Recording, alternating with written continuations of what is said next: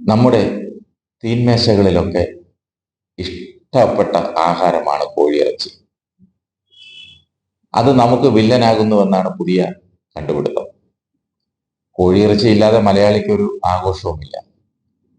ഏറ്റവും കുറഞ്ഞത് ആഴ്ചയിൽ ഒരിക്കലെങ്കിലും കോഴിക്കറിയും കൂട്ടിയാണ് നമ്മൾ ഉണ്ണുന്നത്. ഇനി ട്രോളിംഗ് നിരോധനത്തിന്റെ കാലമാകുമ്പോൾ മത്സ്യത്തിന് തീ വിലയാകും. അപ്പോഴും മലയാളികളുടെ ബദൽ മാർഗം കോഴിയിറച്ചിയാണ്. കാരണം ആട്ടിറച്ചിക്കും മാട്ടിറച്ചിക്കൊക്കെ ഇതിന് ഡബിൾ വിലയാണ്. അപ്പോൾ വില കുറഞ്ഞ് കിട്ടുന്ന ഏക ഇനം ഈ കോഴിയിറച്ചിയാണ്. ക്രിസ്മസ്, ഈസ്റ്റർ, മറ്റു പെരുന്നാളുകളിലുമൊക്കെ ഇഷ്ടപ്പെട്ട ഒരു വിഭവം കോഴിയിറച്ചി കൊണ്ടുള്ള കറികൾ തന്നെയാണ്. ആട്, മാട് തുടങ്ങിയ ഇറച്ചികൾ ഒഴിവാക്കി ചിക്കനിലേക്ക് മാറിയവരും നമുക്കിടയിലുണ്ട്. ക്രിസ്മസ് സീസൺ തൊട്ടടുത്തെത്തി നിൽക്കുമ്പോൾ കോഴിയിറച്ചി വ്യാപാരം കുത്തനെ ഉയരും.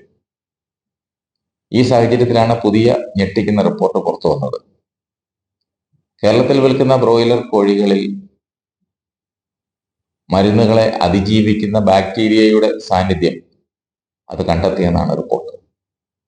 ICMR നടത്തിയ പഠനത്തിലാണ് അപകടകരമായ സ്ഥിതിയെക്കുറിച്ചുള്ള ഞെട്ടിക്കുന്ന കണ്ടെത്തൽ. കേരളത്തിന് പുറമെ തെലങ്കാനയിൽ നിന്ന് ശേഖരിച്ച സാമ്പിളുകളിലും ജീൻ പ്രൊഫൈൽ സ്ഥിരീകരിച്ചിട്ടുണ്ട്.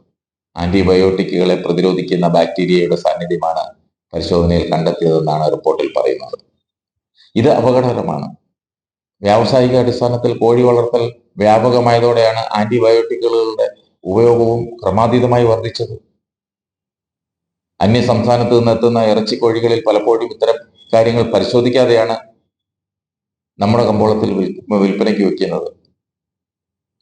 ആന്റിബയോട്ടിക്കുകളുടെ ഉപയോഗം അത് കൂടിയതോടെയാണ് ഇതിനെ അതിജീവിക്കുന്ന ബാക്ടീരിയകൾ ഉണ്ടായത്. പഠനത്തിൽ ഇക്കാര്യം ICMR വ്യക്തമാക്കുന്നുണ്ട്. വിവിധ മേഖലകളിൽ നിന്ന് കോഴി വിസർജ്യം ശേഖരിക്കുകയും DNA വേർതിരിച്ച് പഠന വിധേയമാക്കുകയുമാണ് അവർ ചെയ്തത്.